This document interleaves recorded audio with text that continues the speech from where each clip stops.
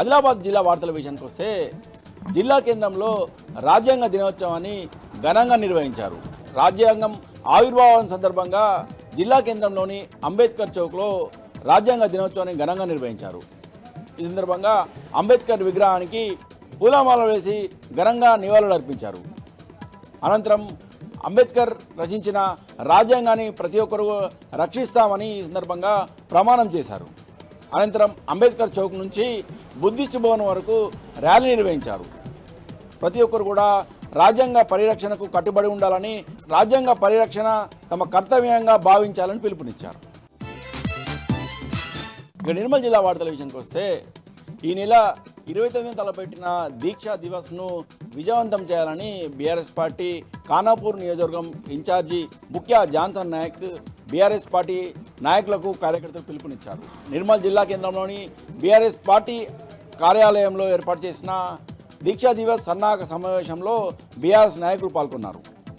ఈ సందర్భంగా ముఖ్య జాన్సన్ నాయక్ మాట్లాడుతూ దీక్షా దివస్ తెలంగాణ ఉద్యమాన్ని ఓ మలుపు తిప్పిందని, కేసీఆర్ తెలంగాణ రాష్ట్ర సాధనకు నవంబర్ 29న తలపెట్టిన నిరాహార దీక్ష తెలంగాణ ఉద్యమాన్ని ఒక గొప్ప మలుపు తిప్పిందని, ప్రతి ఒక్కరు కూడా ఈ దీక్షా దివస్ను పాల్గొని దీక్షా దివస్ను విజయవంతం చేయాలని పిలుపునిచ్చారు. ఇక మరో వార్త విషయానికి వస్తే సోయా పంట కొనుగోలులో అధికారుల తీరును నిరసిస్తూ ఓ రైతు ఆమరణ నిరాదీక్ష చేపట్టారు. కుంటాల మండల కేంద్రంలో మార్కెట్ యార్డ్లో సోయా పంట కొనుగోలు చేసిన తర్వాత 10 రోజుల తర్వాత నాణ్యత లేదని, కొనుగోలు చేసిన పంటను వాపసు తీసుకురావడం పట్ల రైతు ఆగ్రహం వ్యక్తం చేశారు. సోయా పంటను షరతులు లేకుండా కొనుగోలు చేయాలని ఈ సందర్భంగా డిమాండ్ చేశారు. తహసీల్దార్ కార్యాలయం ఎదుట ఆమరణ నిరాహార దీక్ష చేపట్టారు.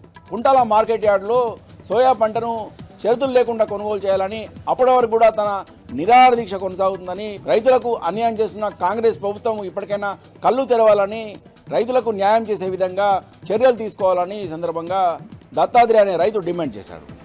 రైతు చేపట్టిన ఆమరణ నిరాహార దీక్షకు బీఆర్ఎస్ పార్టీ సంపూర్ణ మద్దతు ప్రకటించింది. బీఆర్ఎస్ పార్టీ ముదోల్ నియోజకవర్గం సమన్వయ కమిటీ సభ్యులు శ్యామ్ సుందర్ రైతు ఆందోళనకు మద్దతు తెలిపారు.